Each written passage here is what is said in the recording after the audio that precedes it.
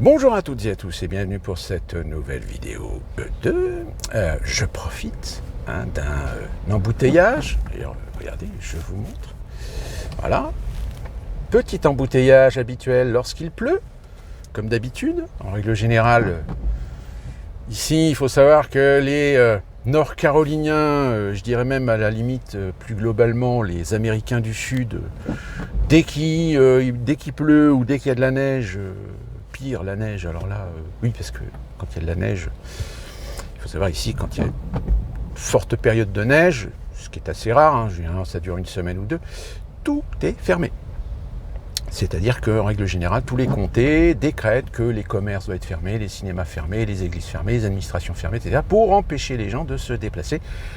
Parce que vous comprenez que comme les sudistes américains ne savent pas conduire ni sous la neige ni sous la flotte, au bout d'un moment, ça alarme les comptes des assurances parce que y a trop d'accidents. Ça, c'est pour la petite anecdote. On va rester aux États-Unis. Vous avez entendu parler, Hunter Biden va être présenté devant la justice. Oh, ça y est, oh, magnifique, enfin. Non, calmez votre joie. Hunter Biden va être présenté devant la justice pour fraude et détention d'armes illégales. Qu'est-ce que ça veut dire ?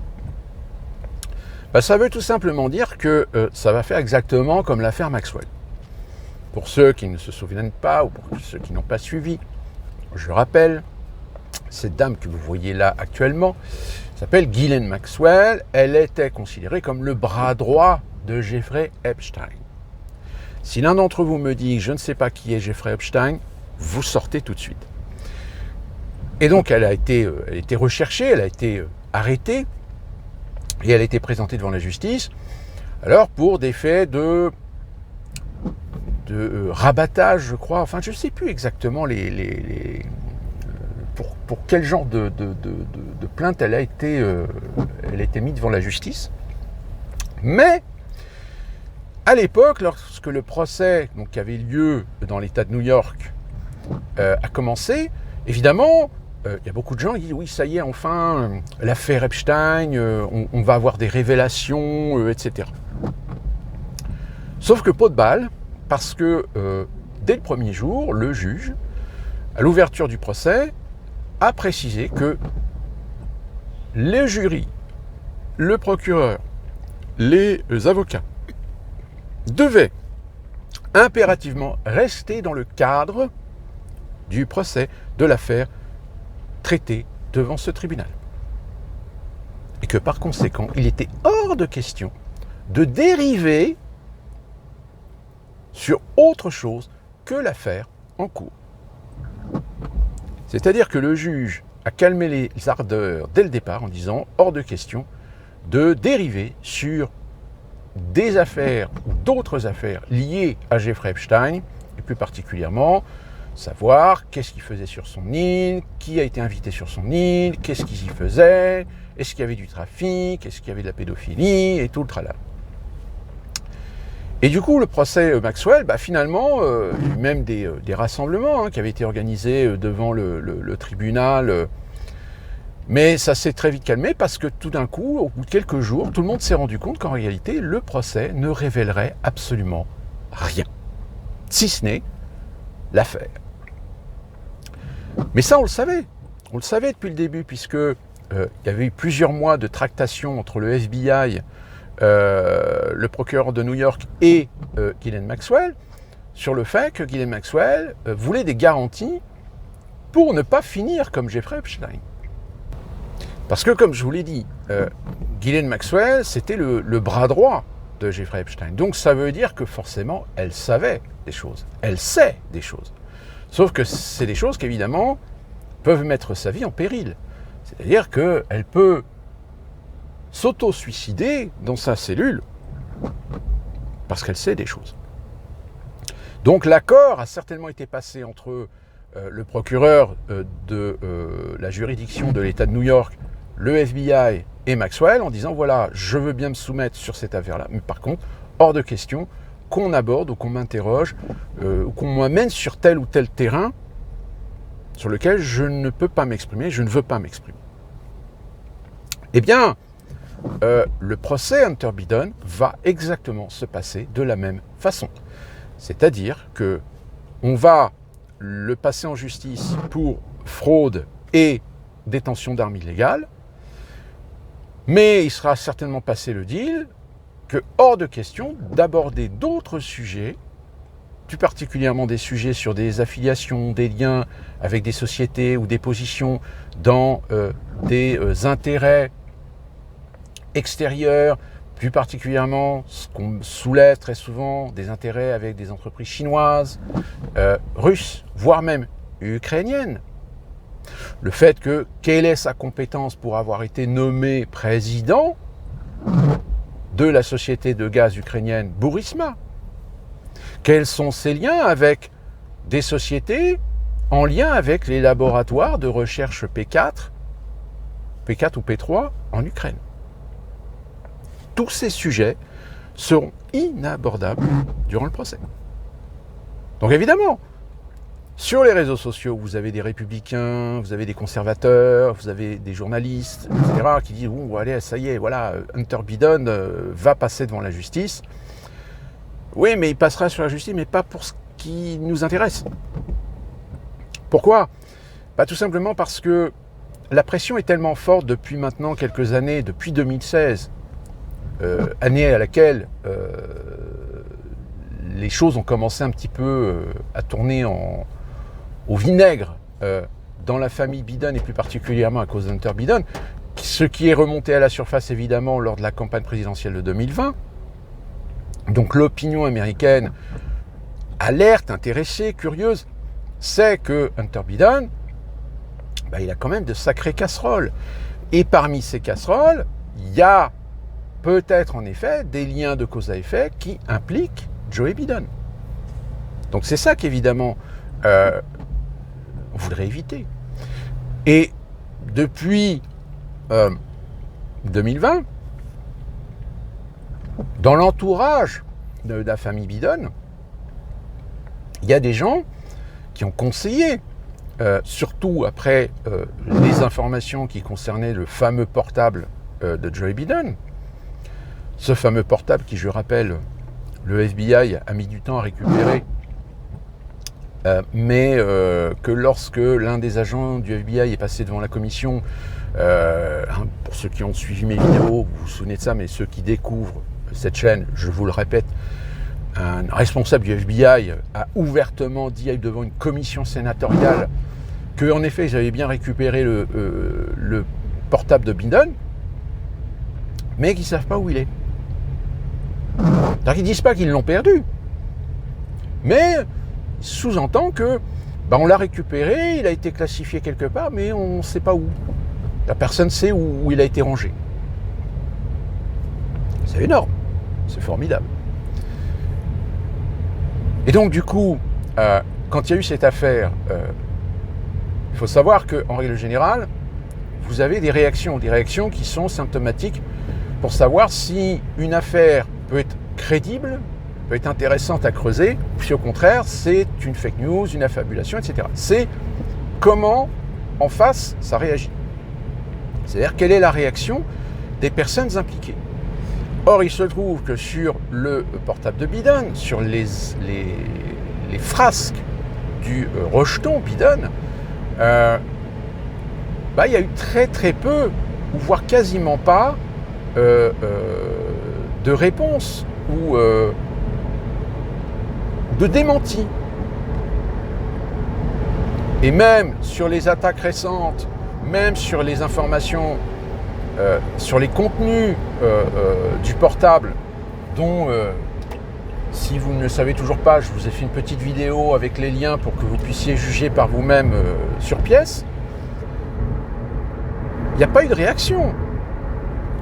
Il y a eu quelques réactions de soutien démocrate pour dire oui, c'est une attaque de l'extrême droite, c'est une attaque des Trumpistes, c'est une attaque des républicains, c'est dégueulasse, Biden est un saint.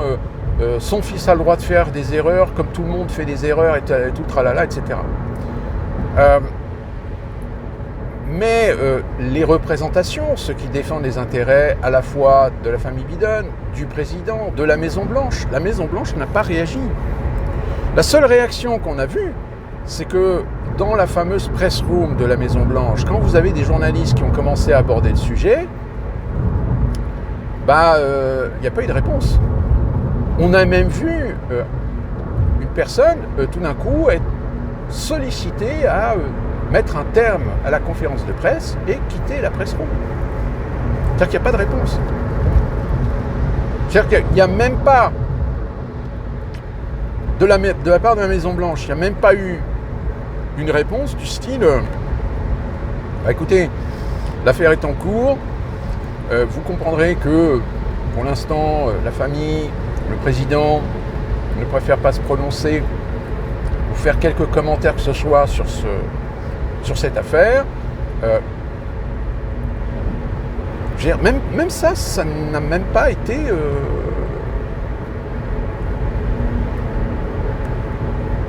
Donc là, tu te poses quand même des questions. Ou alors, il y a de l'incompétence. L'incompétence des équipes de communication de la Maison-Blanche à ne pas réagir et justement ne pas faire en sorte d'essayer d'aller dans un sens d'apaisement ou de dire voilà, on est conscient qu'il y a un problème, mais voilà, laissons faire la justice ses enquêtes, la police ses enquêtes, le FBI son enquête, etc. Laisser les choses suivre son cours, mais pour l'instant, le président Joe Biden et sa famille, pour l'instant, ne veulent pas réagir, ne commenter cette affaire. Même ça n'a même pas été dit. C'est-à-dire qu'ils ont fui, littéralement. Et donc, tout ça pour vous dire que dans l'entourage donc, de Biden, certains, de par l'évolution de l'affaire Hunter Biden, avaient demandé à Joe Biden, même durant l'élection, de dire, voilà, il y a un moment donné, il va falloir lâcher du lest. Parce que vous vouliez protéger votre fils, soit, mais il y a un moment donné où vous ne pouvez pas le protéger pour tout. Donc, essayez de lâcher un petit peu de lest sur certaines choses, et on s'arrange avec les administrations, avec le ministère de la Justice, pour essayer de mettre un couvercle sur le reste, et puis satisfaire l'opinion que, vous voyez, Hunter Biden passe bien devant la justice. Sauf que le problème, c'est que malheureusement, Hunter Biden, vous avez vu un petit peu l'état du gamin. Oui, je dis gamin parce que il se comporte vraiment comme un gamin. Est toujours refusé. C'est-à-dire que personne n'a réussi à le convaincre politiquement, idéologiquement et même en matière d'image. Il fallait peut-être penser à lâcher un petit peu de lest. Sauf que là, le petit Biden, Joey, dans son état, s'est proclamé vouloir briguer un deuxième mandat. Alors que rappelons-le, à l'âge qu'il a, le fait qu'il ait été mis en position dans la primaire démocrate en 2020 pour l'élection, enfin 2020, 2019, je ne sais plus, enfin pour la dernière élection, le fait est 2019, c'était bien 2019 puisque la prochaine élection c'est 2024. Bon là je me perds un petit peu sur les années. Et déjà en 2019, il était bien précisé que si on le mettait en liste pour la primaire, c'était parce que les autres candidats n'étaient pas très convaincants. Ou tout du moins, on voulait garder l'ascendant. Et pour garder un ascendant, et là je parle de l'État profond, là je parle d'Obama, il faut un président qui soit un président d'apparat, qui soit un président fantoche. Et tous les autres ne correspondaient pas au profil, que ça soit tout de suite Gabbard, que ce soit même Kamala Harris, qui, je rappelle, était elle aussi candidate pour la primaire, tout d'un coup, paf, on a sorti du chapeau Joe Biden, parce qu'on a voulu jouer la nostalgie Obama auprès de l'électorat américain. Tout simplement.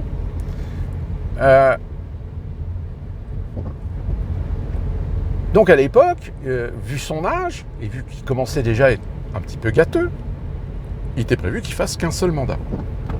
Et que en 2024, ce soit sa vice-présidente qui soit présentée à la primaire à sa place.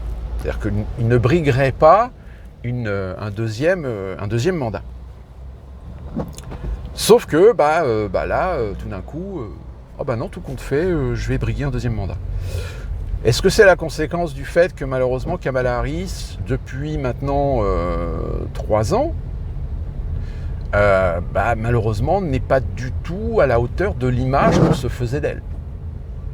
Qu'elle a des interventions qui ont été très approximatives, des discours très infantiles, très immatures.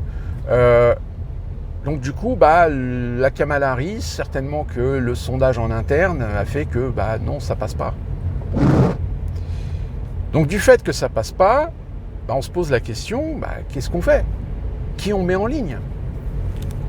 Parce que je rappelle, pareil, Kamala Harris, je vous l'ai dit, était candidate en primaire, mais elle a été propulsée par Obama pour être la vice-présidente de Joe Biden.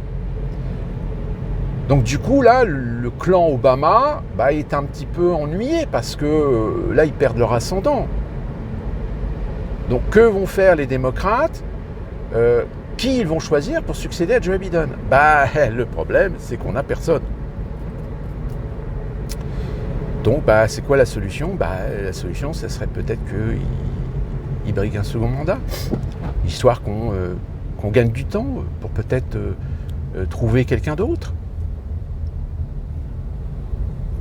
Voilà l'état dans lequel se trouve le paysage politique américain. C'est-à-dire qu'aujourd'hui, dans les sondages internes, que ce soit chez les démocrates comme chez les républicains, ils n'arrivent pas à faire ressortir une personnalité en particulier. Et je dirais même qu'à outil de comparaison, les républicains aujourd'hui se méritent de tâter le terrain. Et en tâtant le terrain, on constate qu'ils ont déjà 2 candidats, puisqu'il y a DeSantis, donc le gouverneur de Floride, qui est plutôt bien positionné, et puis évidemment Donald Trump, mais là aussi Donald Trump c'est peut-être très surfait, puisqu'on joue énormément sur son électorat, un électorat qui est calculé par rapport à ce qu'il a fait sur la précédente élection présidentielle. Mais après vous avez Kennedy. Donc Kennedy, pourtant Kennedy à l'origine c'est un démocrate.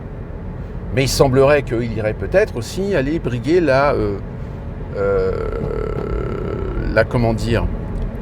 primaire républicaine.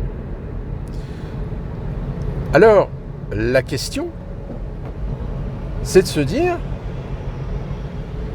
jusqu'où ça va aller.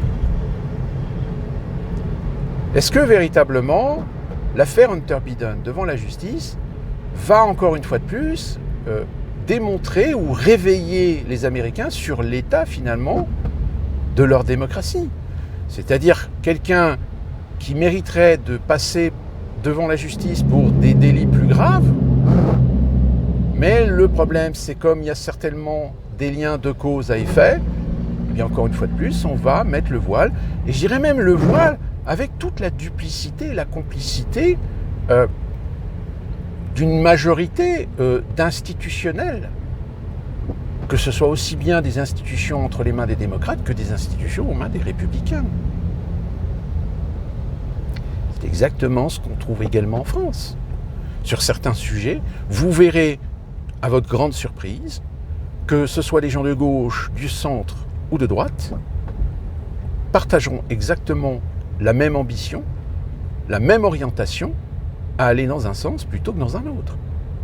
Et vous aurez l'infime minorité d'extrême droite et d'extrême gauche qui, eux, joueront le rôle d'antagonisme, mais ce sera un rôle fantoche. C'est juste un rôle pour donner l'illusion qu'il y a une démocratie, etc. Mais en réalité, comme ils sont minoritaires, ils n'ont absolument aucune majorité et qu'ils n'ont aucun moyen de pression, ils ne feront jamais changer quoi que ce soit dans l'ambition d'aller dans un sens plutôt que dans un autre. Donc c'est pour ça qu'en France, le Parlement ne sert plus à rien, puisqu'il y a une collusion de la majorité des représentants élus. C'est pour ça que vous allez voir de plus en plus de lois liberticides, des lois qui vont de plus en plus mettre sous condition les libertés fondamentales, les libertés constitutionnelles des citoyens.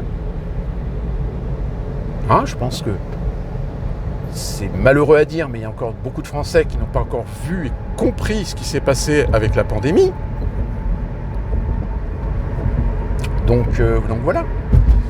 Donc cette affaire de Hunter Biden qui va être présentée devant la justice, n'attendez rien d'exceptionnel. Ne croyez pas que ça va secouer dans les institutions aux États-Unis et que ça pourrait éventuellement mettre une menace sur Joe Biden, à moins d'un effet surprise, à moins d'un élément ou d'une information non contrôlée qui pourrait éventuellement survenir pendant le procès.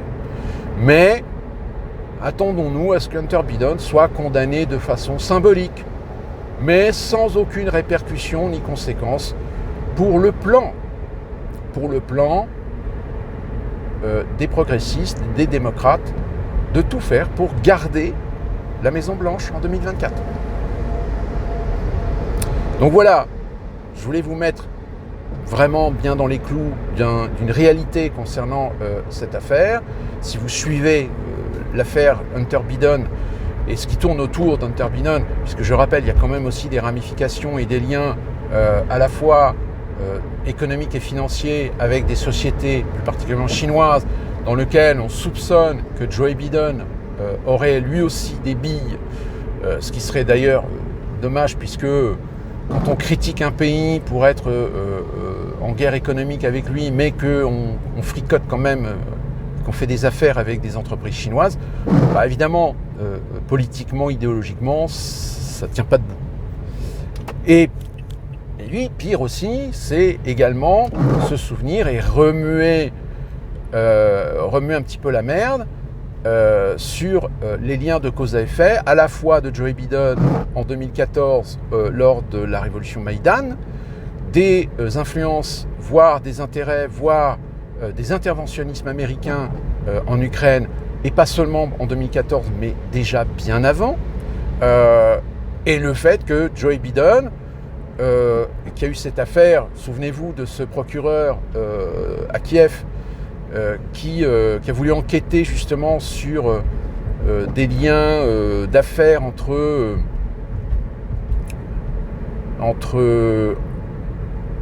les Biden et certains oligarques ukrainiens, et que on ne sait pas pourquoi tout d'un coup ce magistrat a été débarqué de cette affaire après un coup de fil ou je crois une rencontre de la part, alors je ne sais plus si c'est Joe Biden ou Obama qui était intervenu. Enfin bref, de toute façon, il y a anguille sous roche, et que on veut tout ça enterrer dans la mémoire collective des Américains pour qu'ils ne se souviennent pas que ces affaires existent, qu'elles sont factuelles. Donc d'ici là, on verra bien ce qui va se passer. Et nous, on se retrouve très prochainement pour une nouvelle vidéo.